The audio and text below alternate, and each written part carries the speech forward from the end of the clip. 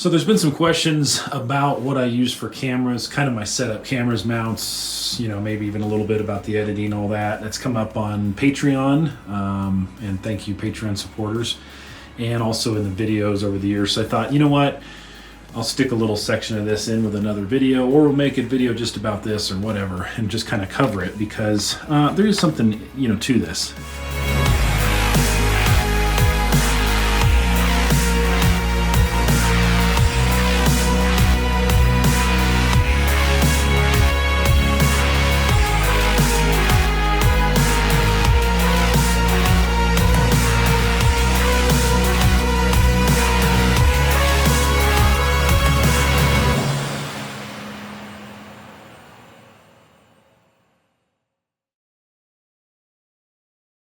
My setup is not something super special or unique or top of the line or anything like that. In fact, a lot of my gear is getting pretty tired now because I've had some of these cameras for a couple years.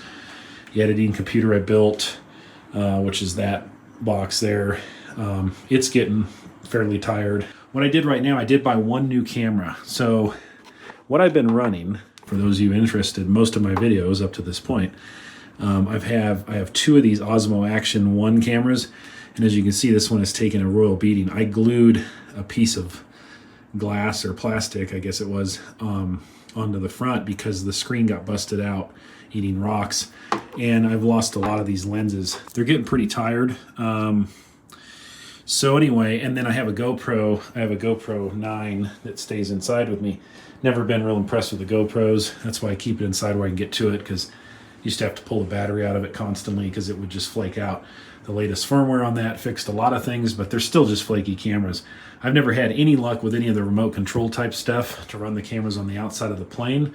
I gave up on that a few years back. It's probably getting better now with the newer cameras. I may revisit it.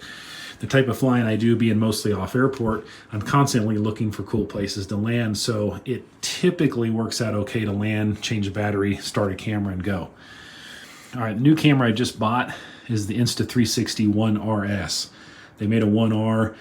This is the later 1RS. This has the stabilization in the camera itself and some other nice upgrades. Now, the reason I went with that is because what I wanted to do was the new Osmo Action 3, but there's a hardware issue with the focus on a lot of the units, and DJI did not recall them like they should have. So even still, right now, people that are buying new ones from Amazon and Best Buy are still getting units that have the hardware focus issue. It has to go back to them. The new GoPro 11 is pretty awesome from everything I've seen. Quality of footage is good, nice features, but it's like $500+. I don't have the money for that right now. That's pretty ridiculous. For half the money, I can buy this. It's not as good as that GoPro 11, but it's an upgrade over these, and it has a couple of cool features. It did give me fits getting it activated. It couldn't see the Wi-Fi. I had to dig through and find an old iPad, and I had one iPad out of several devices that it actually connected and talked to get it activated. So I was about to throw it against the wall.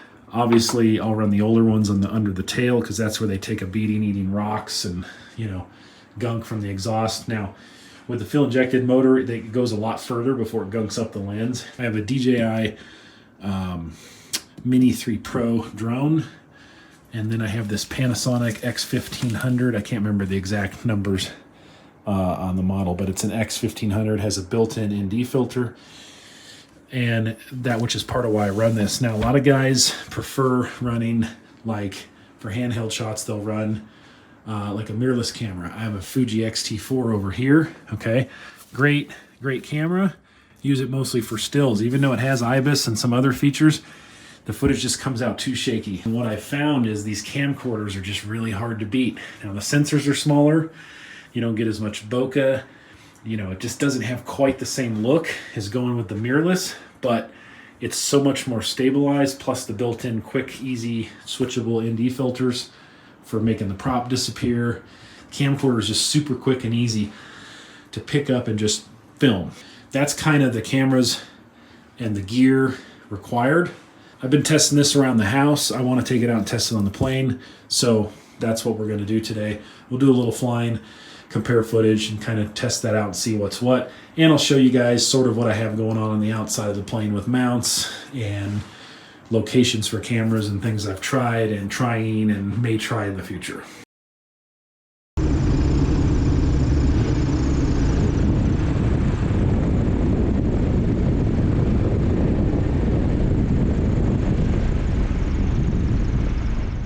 So what was I saying about GoPro and how I haven't had too many issues with it in a while? Well, this particular shot and only this file of this day was just super overexposed for some random reason. It was almost a pure whiteout looking at the video. So in post I was able to bring it back enough to use the shot, but it's just not quite right. So there we go. That's GoPro in a nutshell.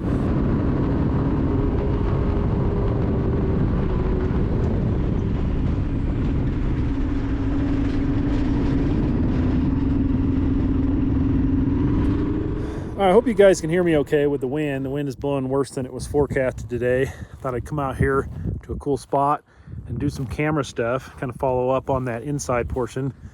And anyway, it's a little windy, but I'm going to show you some of my mounts. So here's one of my mounts. People always ask about this wingtip mount. It's riveted on to the tip bow because the tip bow, it's not a major structural item. It's not like you're riveted onto the spar, and allows the camera to look back. That's kind of when you get this view, or when you guys see this straight ahead more like view. So I like that spot. When I'm shooting more of what I call like the National Geographic look, which is more about the terrain and the view and what I'm looking at, more so than it is about what the airplane is doing and the airplane part of what's happening, I use that straight ahead view because it's less obstructed. When I'm more interested in showing what I'm doing from like a technical flying standpoint of like, oh, I'm landing in a really hard to land spot, then I like that tail cam because you can kind of see the flaps and the gear and what's happening with the airplane and what I'm doing, and it's more about that. But it's a little less about, you know, just focusing on the terrain. That's what that mount is. That's just an Adele clamp with a rubber liner, some safety wire to make sure it doesn't come off, and it's just hooked to like a 1/4 inch to GoPro adapter mount. The T3 gives a good place to do that, but anybody else running a T3, that's an easy way to do a camera mount on the tail. Now that I kind of have like a spare camera in a sense, I'm gonna play around with something else. I'm gonna play around with a mount on the gear leg. It's something I've been wanting to kind of try. Okay, I rigged up something with what I had with me today. It's kind of ridiculous, but I got this gear leg mount, and I kind of like the view. I don't know, we'll see how it turns out. Got to try it before we'll know. But like part of the mount from about here up is kind of not really adding drag, just this in the camera, so that's not bad. I always worry about stuff like that. I mean, I try to minimize stuff like that even though it's not even going to be measurable. Got the new Insta360 mounted up here, and I think we'll run those two. That one's pointed way down, just so you can see the tires and the gear better. I'm just gonna play around with that and see what it's like.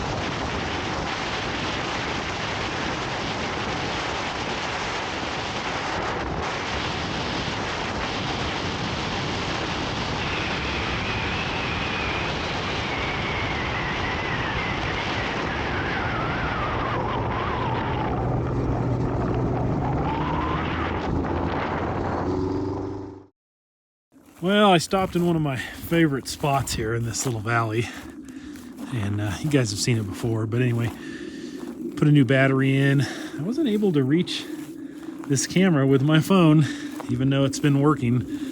When I was in flight, I tried and I thought the battery had died, and so that's part of why I stopped here, so I could, you know, put a fresh battery in. It actually had about a third left. But I say I've just had trouble with that with basically every brand, and I just gave up on that. But good excuse to land in cool places like this, and you know, get out and stretch your legs and enjoy it a little bit.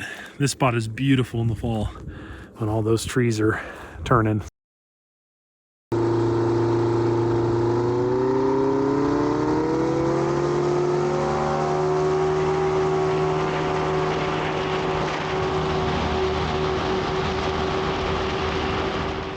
All right, guys, we'll wrap that one up here. Hopefully that answers your questions. Those of you that are wondering like what I use for mounts, cameras, and gear. Those little mounts that are on, like riveted on the airframe, come from eBay and Amazon. Most of them are from China. It takes forever to get them, but they're cheap, and you can just kind of get creative and mount them in different places.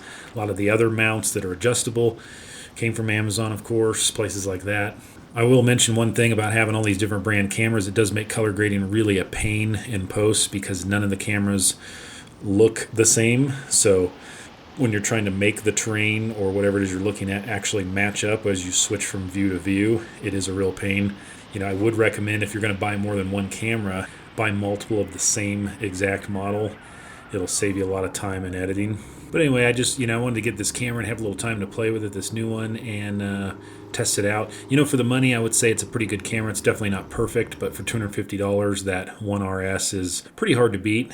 So overall, I'm happy with it. But I wanted to get it and play with it and kind of make sure it was going to work and not be relying on that, especially that one camera that's been beat up so bad this summer for summer flying and also for heading north. I'm going to spend a little time in Idaho this year, but also spend some time in a neighboring state and see some pretty neat things. More on that to come. Anyway, thanks you guys for watching. Patreons, thank you especially very much. And you guys know the deal. I'll see you on the next one.